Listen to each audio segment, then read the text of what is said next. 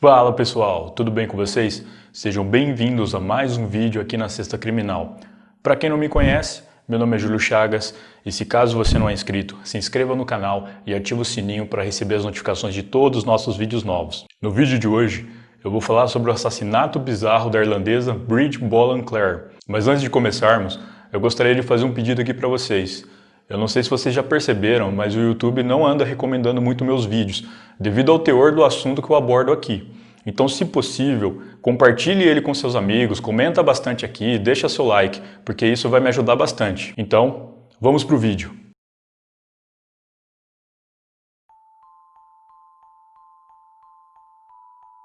Bridget Boland nasceu em 1869, em Ballyvedley, no condado de Tipperary, no sul da Irlanda. Ela era a filha caçula do casal Patrick Boland e Bridget Keating, que tinha mais 3 filhos além dela. Os pais de Bridget eram trabalhadores agrícolas locais. Os dois sempre trabalharam duro para que os filhos tivessem uma boa vida e meios para se sustentarem quando os dois ficassem velhos. A vila que Bridget morava era bem pequena.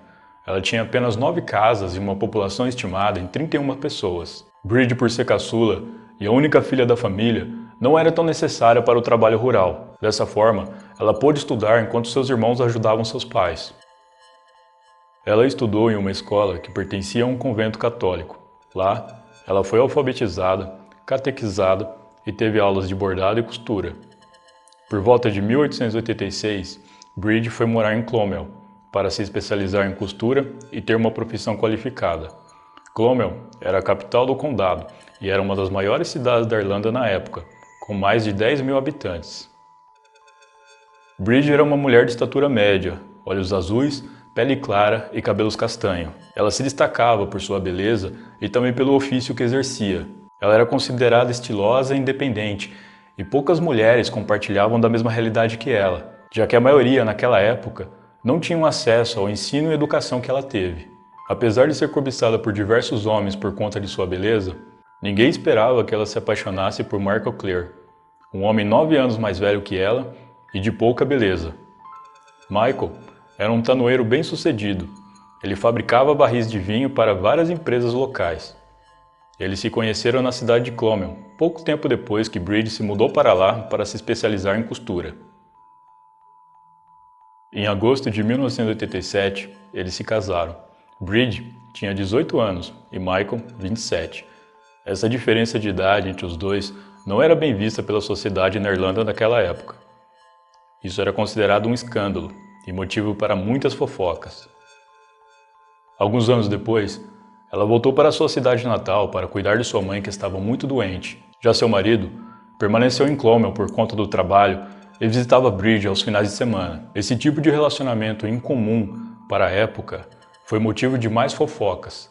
Um deles era que Bridget tinha um caso com um vizinho de longa data, chamado William Simpson, que tinha 24 anos. A diferença de idade do casal parecia ser o fator determinante para que as fofocas surgissem, mas aparentemente o casal não se abalava com isso. Durante esse período que o casal só se via aos finais de semana, Bridget ficou mais independente. Ela possuía diversas galinhas, onde ela vendia os ovos para vizinhos e outros moradores das redondezas. Isso garantia que ela se sustentasse e se mantesse sem seu marido por perto, algo bem incomum para a época, e ainda mais para o local onde ela morava. Depois de um tempo, Bridget conseguiu juntar dinheiro para comprar uma máquina de costura Singer.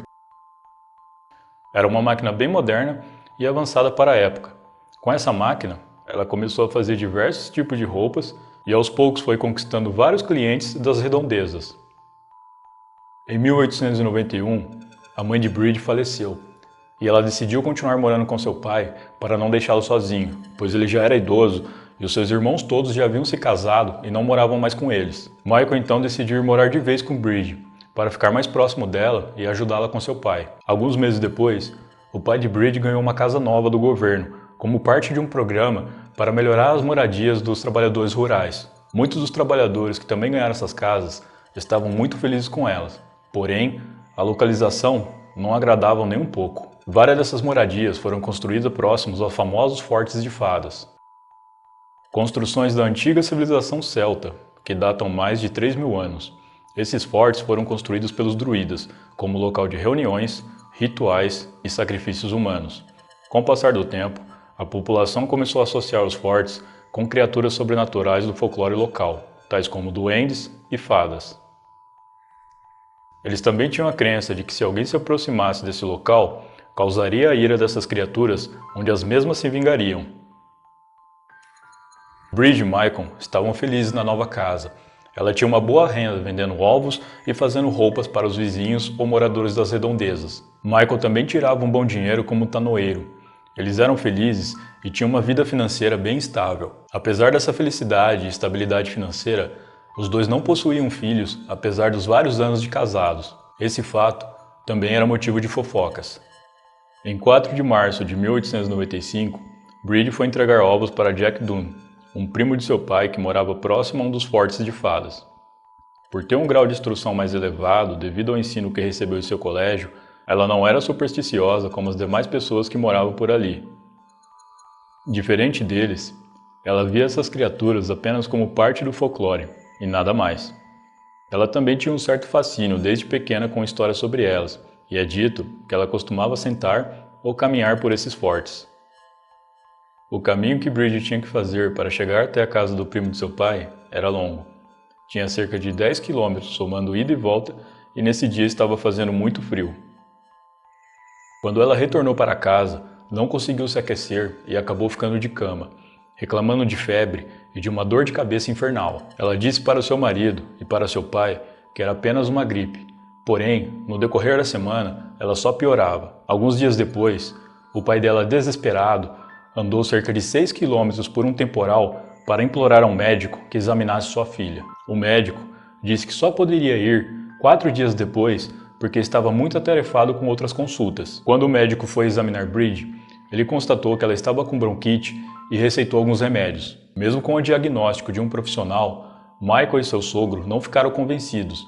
Eles achavam que tinha algo mais. Eles então decidiram chamar Jack Dunn, o primo do pai de Bridge, o mesmo que ela foi entregar ovos alguns dias antes. Ele era conhecido por saber das artes místicas, uma espécie de bruxo. Assim que Jack viu Bridge, que estava pálida e magra por conta da doença, ele disse que aquela não era ela.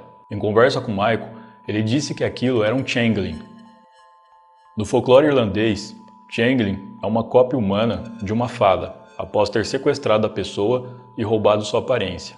Segundo a lenda, isso geralmente acontece com crianças recém-nascidas, onde a criatura entra na casa e troca a criança por uma cópia quando os pais estão dormindo ou distraídos. Já com adultos, isso acontece quando alguém entra ou é atraído para o Forte das Fadas, onde é escravizado e a cópia assume a sua vida. O marido de Bridge então deduziu que sua esposa foi raptada quando ela levava ovos para Jack, já que ele morava próximo aos Fortes de Fadas. Ele passou a acreditar tanto nisso que começou a espalhar que aquilo na cama não era sua esposa, que era 5 centímetros mais alto e tinha um comportamento anormal. E o pior, que algumas pessoas que moravam nas proximidades também começaram a acreditar, inclusive alguns parentes de Bridge.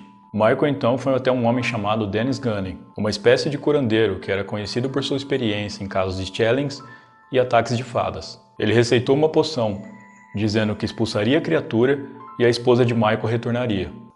Michael e alguns parentes de Bridge a seguraram e forçaram ela a beber a poção. Bridge, por estar muito fraca, não conseguiu beber e acabou cuspindo grande parte do líquido. Michael ficou irritado com a suposta criatura que havia tomado o lugar de sua mulher, e junto com os primos dela, eles começaram um ritual bizarro de xingamentos e agressões. Eles jogaram urina nela como parte desse ritual. Michael a sacudia e gritava: "Você é Bridge Bolan, esposa de Michael Clare, em nome de Deus." Sem forças, Bridge não respondia. Eles então a ergueram e arrastaram a mulher até a lareira, aproximando o rosto dela sobre as chamas, pois segundo as lendas, o Changeling tem medo do fogo. É relatado que vizinhos ouviram gritos e demais barulhos vindos da casa, porém, por medo, eles não interviram. No dia seguinte, Michael e os parentes de Bridge chamaram um padre e um médico para vê-la. Os dois afirmaram que ela estava melhor e logo iria se recuperar, apesar dos danos físicos causados pelo ritual de expulsão. Com o passar dos dias, Bridge realmente havia melhorado. Porém, Michael ainda não estava convencido. Ele achava que a criatura estava lá e queria enganá-lo. Ele então foi até Bridge e começou a fazer inúmeras perguntas para ter certeza que era realmente ela. Bridge acabou se irritando, então se deu início a uma discussão. Michael se sentiu afrontado e ficou furioso. Ele começou a bater nela e depois a jogou no chão. Em seguida, pegou o atiçador de brasas e queimou a boca de Bridge enquanto gritava para que ela devolvesse a sua esposa. Não satisfeito, ele pegou óleo de lamparina e jogou pelo corpo da esposa, ateando fogo em seguida.